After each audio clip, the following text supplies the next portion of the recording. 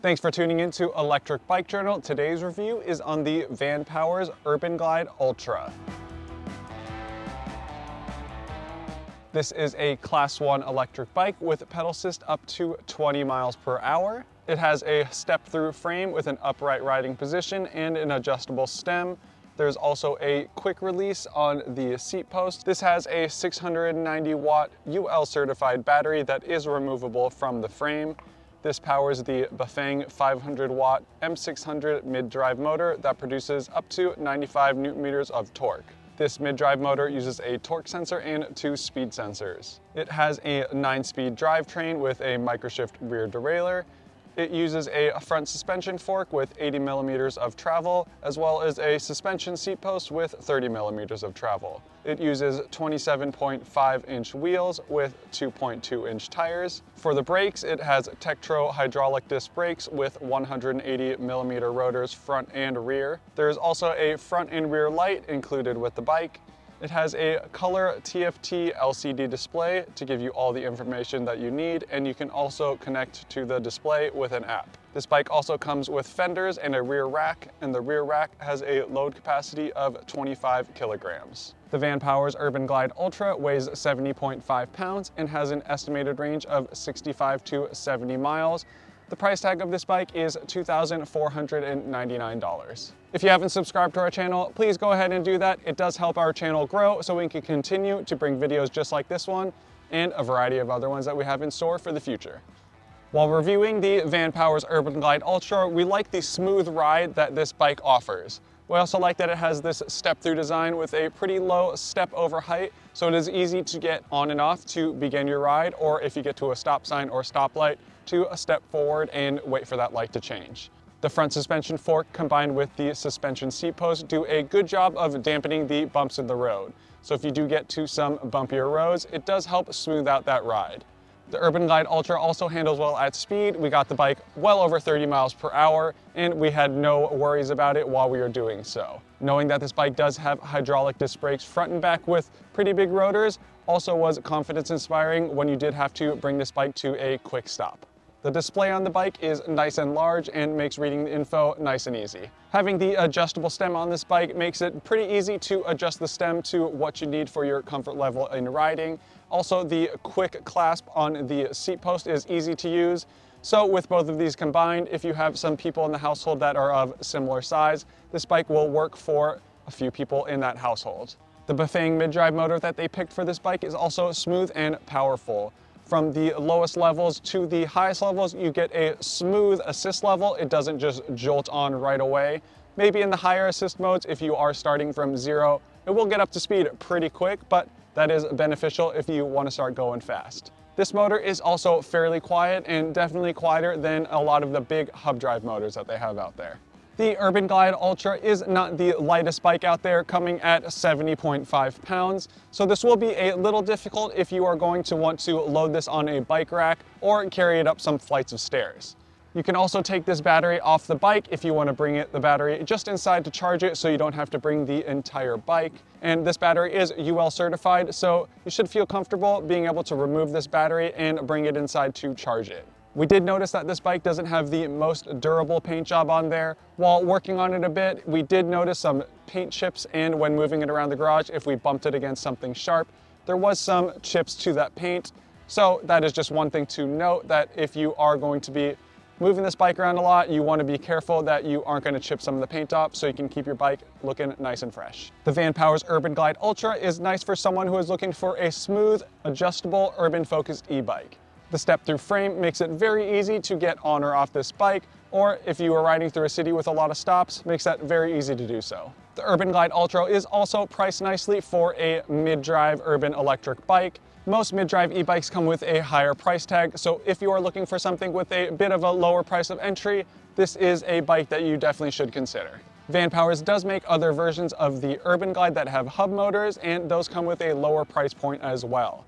If you like the style of this UrbanGlide, but the mid-drive motor is a little bit too expensive for you, definitely take a look at those other bikes as they come with a much lower price point.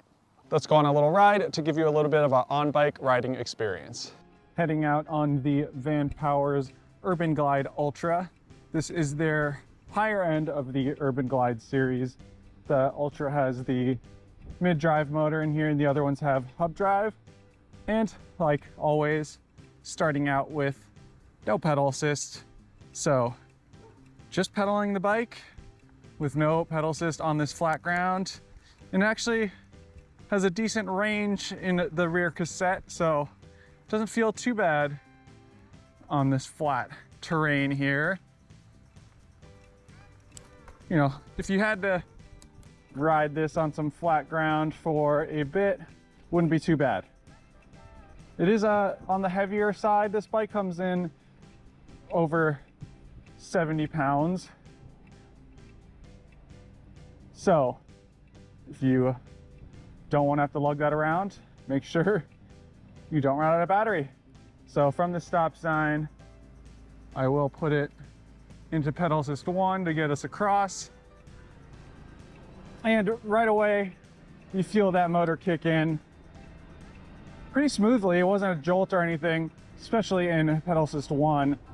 This Bafang motor does a good job of giving you just the right amount of assistance when you get going. And slight little uphill here, but you know, not much effort on my end, and we're going 10 miles an hour. So that's pretty good. And it's fairly quiet. You do hear the motor, of course, but it isn't as loud as some hub motors that you hear. We'll just coast down a little bit until it gets flat again.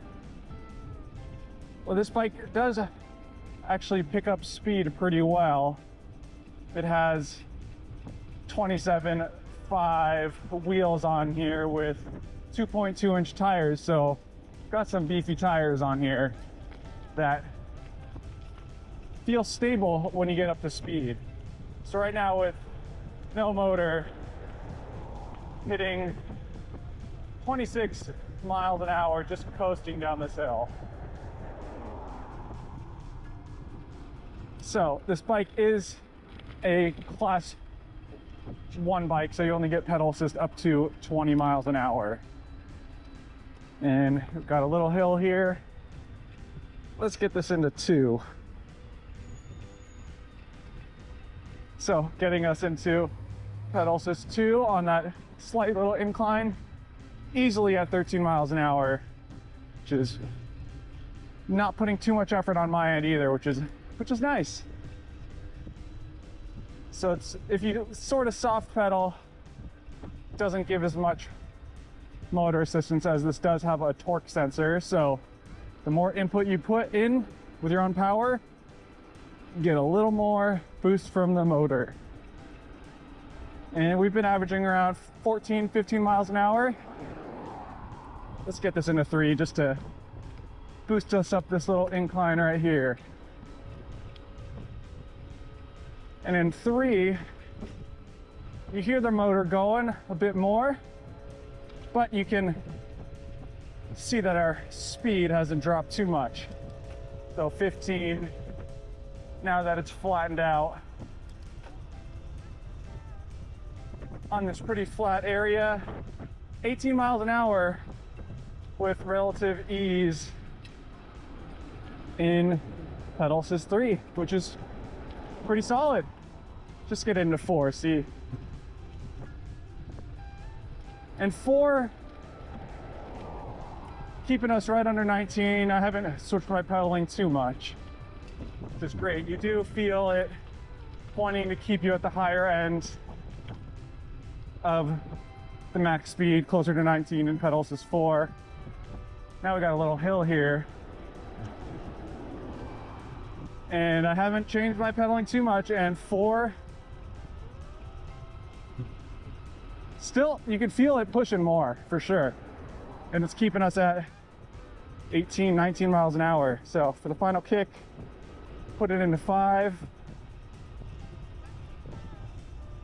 And it got steeper, so you feel the motor kicking a little more by keeping us above 15 miles an hour, which is solid for going uphill.